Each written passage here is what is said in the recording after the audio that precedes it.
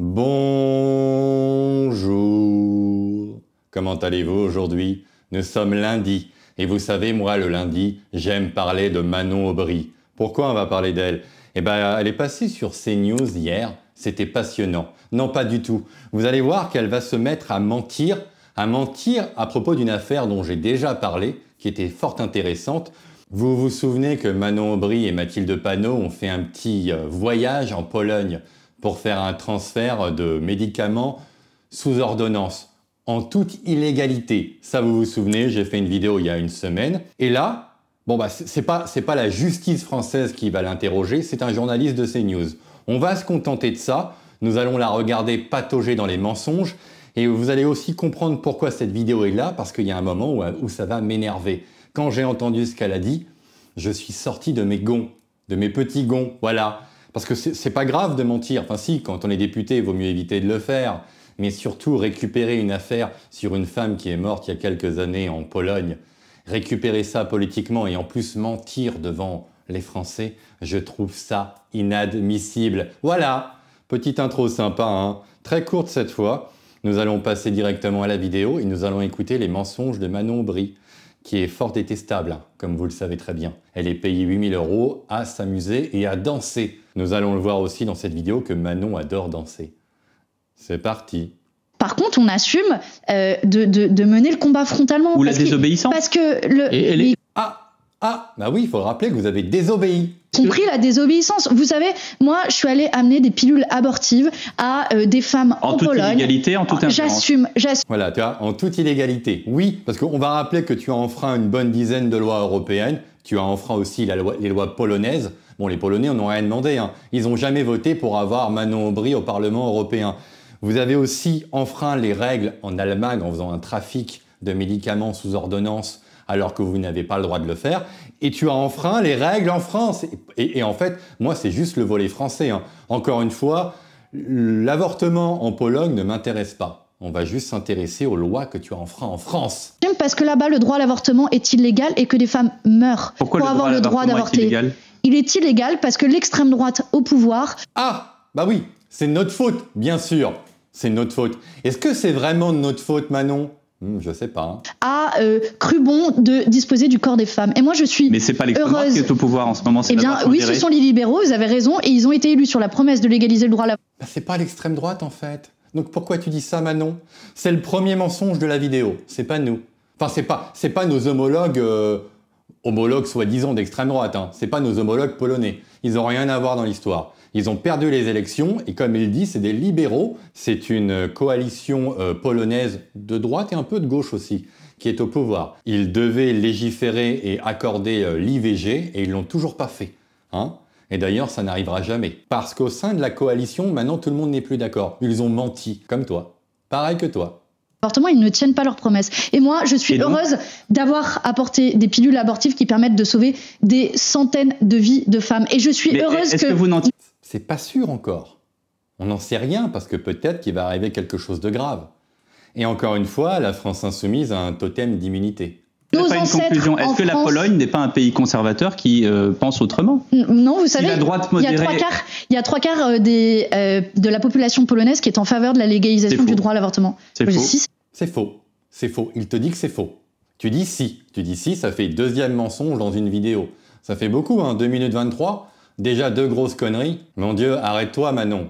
C'est un naufrage. C'est vrai. C'est faux. Si, c'est vrai, je vous le dis. C'est faux, il n'y a pas de sondage. Il n'y a pas de sondage. Si, il y a des sondages qui ont été faits. Donald Tusk a été élu sur cette promesse. Ça, vous pouvez... Non, il n'y en a pas.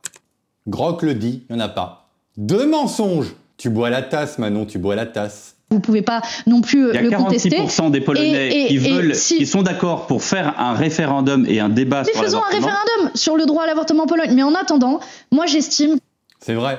Le journaliste a l'air mieux informé que toi. Pourtant, c'est pas son sujet. Je ne crois pas. Que c'est mon devoir de femme politique... Oui, de désobéir contre les lois injustes. De désobéir...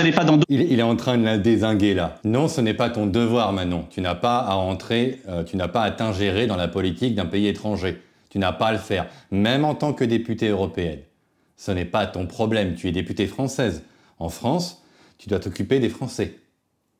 Tu ne dois pas t'occuper des Polonaises, surtout pour leur donner du poison sous ordonnance. Je vous le dis, mais je suis députée européenne, monsieur. Et donc vous ne pouvez pas aller en Algérie, dans l'Union européenne, dans l'Union européenne, le droit à l'avortement. Ouais, tiens, pourquoi tu vas pas en Afghanistan, hein? Parce que je crois pas que là-bas il y a l'avortement.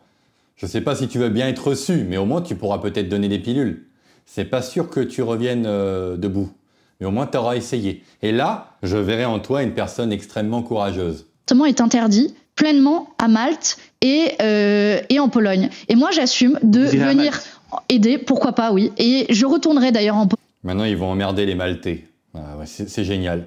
Mais je crois pas que tu vas y aller parce qu'il faudra y aller en bateau et tout. Et puis, on va t'attraper sur le volet écologique. Hein? Je serai là pour faire une petite vidéo. Pologne aussi dans les mois qui viennent. Et j'assume d'aider concrètement. Ah, tu retournes en Pologne? Attends, quoi?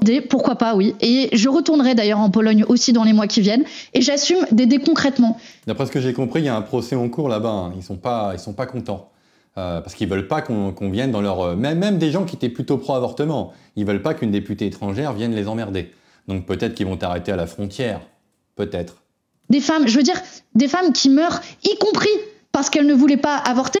À partir de maintenant, c'est important, écoutez. Parce qu'elle ne voulait pas avorter, mais les médecins refusent de pratiquer l'avortement. Ça a été le cas d'une femme qui s'appelle Isabella, qui est morte à une trentaine d'années, parce que les médecins ont refusé de pratiquer l'avortement, parce que le cœur du fœtus battait encore, elle a fait une septicémie, elle est morte. Est-ce que vous trouvez ça normal parce que vous tombez enceinte? L'histoire est vraie. Là, j'ai envie de l'insulter. L'histoire est vraie. Cette femme est morte dans les circonstances qu'elle a données, mais tout le reste, c'est faux. La gauche française en 2021 a récupéré cette affaire. Ça va être un peu long, je suis désolé. Ils ont tous récupéré ça en pointant du doigt la loi contre l'avortement en Pologne. Sauf que en septembre 2024, il y a eu un procès d'ouvert. Et dans le box des accusés, ce n'est pas le gouvernement polonais qui est mis en cause. Ce n'est pas non plus la droite extrême. C'est 3 chirurgiens. C'est important, ces 3 chirurgiens. Et vous allez comprendre pourquoi. Cette dame a été à l'hôpital. Voilà. Elle était à l'hôpital parce qu'elle a perdu les os. Arrivée là-bas, elle n'a pas été prise en charge correctement. Donc, le procès de septembre 2024, qui est toujours pas fini, on n'a toujours pas le verdict, a mis en cause 3 médecins, 3 chirurgiens. Les 3 sont inculpés de mise en danger de la vie ou de la santé. Un pour homicide involontaire, en raison de son rôle direct dans l'inaction. Manquement reproché, retard dans le diagnostic et le traitement de la septicémie. Jusqu'à là, elle a raison, c'est une septicémie. Hein. Absence d'antibiotiques adéquates. Ils n'ont même pas donné d'antibiotiques. Non-intervention malgré la détérioration de l'état de santé d'Isabella. Fièvre, signe d'infection. En plus du procès, les 3 médecins ont été suspendus. C'est intéressant. 2 médecins ont été suspendus pour 2 ans en dehors du procès. Hein. Et pour le médecin accusé d'homicide involontaire, c'est 5 ans de suspension. Voilà. L'hôpital a été condamné. Il a été condamné d'une part à verser des dommages et intérêts à la famille d'Isabella à hauteur de 250 000 €. Parce que l'hôpital est en tort. Et justement, il a été condamné pour manquement organisationnel et des défiances dans la qualité des soins. Il a été condamné à 140 000 €. Voilà.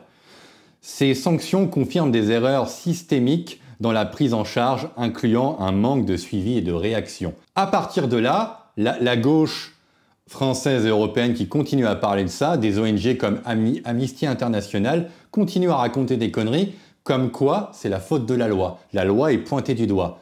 Or, pas de bol, le dernier petit passage après c'est fini. Hein. Contexte légal et position du procureur. Premièrement, la loi permettait l'avortement. Premièrement, elle était à l'hôpital, elle pouvait tout à fait se faire avorter.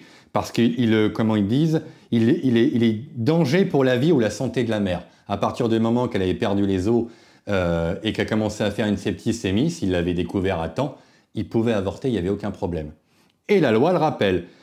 Le parquet de la ville, je ne veux pas la citer, hein, chargé, parce que c'est du polonais, je ne parle pas polonais, chargé de l'enquête a conclu que la mort d'Isabella résultait de mauvaises pratiques médicales et non d'une contrainte imposée par la loi sur l'avortement. Selon le procureur, les médecins auraient pu légalement intervenir car l'état d'Isabella constituait un danger pour sa vie, ça je l'ai dit.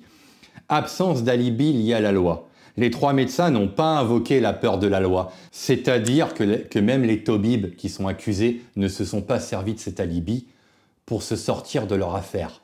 Ils assument avoir procurer les mauvais soins. Donc Manon Aubry, quand elle nous raconte ces conneries là, on va la répéter. Désolé, c'était un peu long, mais c'était important. Dans les mois qui viennent, et j'assume d'aider concrètement des femmes, je veux dire, des femmes qui meurent, y compris parce qu'elles ne voulaient pas avorter, mais les médecins refusent de pratiquer l'avortement. Ça a été le cas d'une femme qui s'appelle... C'est faux.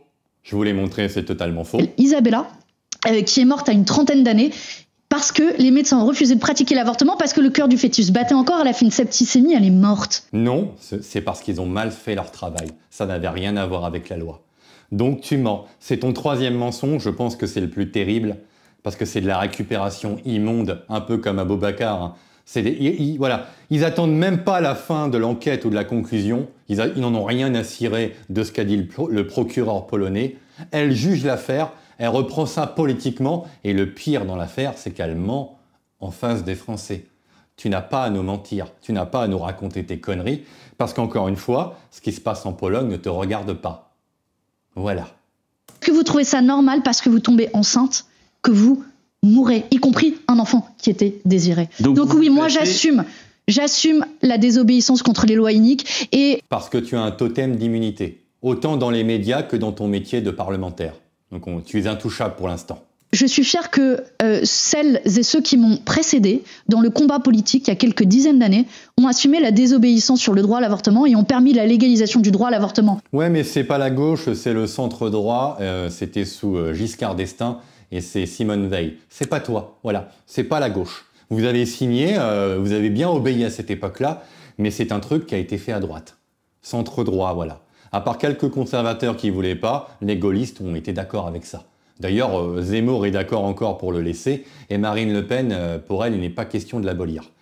Donc ce n'est pas toi. Toi, tu es le parti de la claque dans la tête, de la gamine de 4 ans, et des remarques désobligeantes de Jean-Luc Mélenchon envers les femmes. Et de Danny Caligula aussi. Hein? Le petit Danny, on ne l'a pas oublié, le petit Danny. Le petit Danny qui est mort d'ailleurs. Il est terminé, il est foutu par terre. En France, en 1974, avant qu'il soit maintenant inscrit en lettres d'or dans la Constitution française, et c'est la raison pour laquelle je me bats au niveau européen pour la mettre dans la Charte des droits fondamentaux. Non, tu te bats pour pas grand-chose, tu te bats pour des causes, tu te bats pour des combats qui ont déjà eu lieu. Parce que l'IVG en France, ça fait, je sais quoi, 74?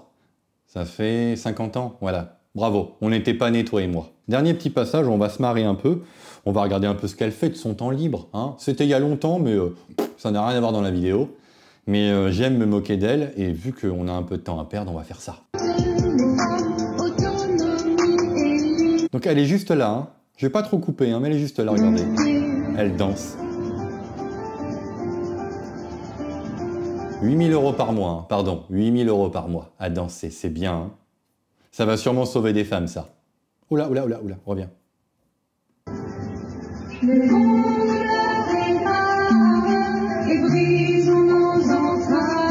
Mais attends, mais c'est qui est là? Mais c'est Marine Tondelier. Mais c'est notre petite Marine Tondelier. Mais qu'est-ce que tu fais là, Marine?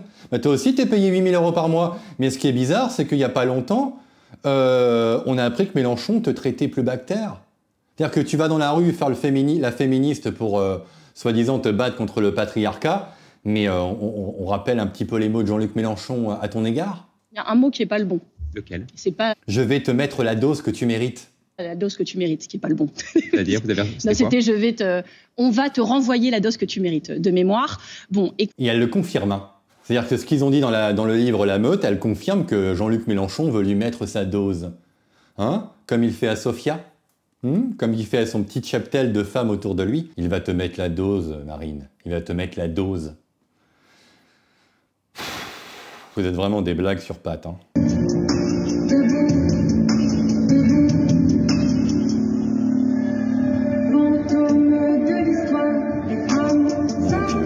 Avec des bleus de travail très propres.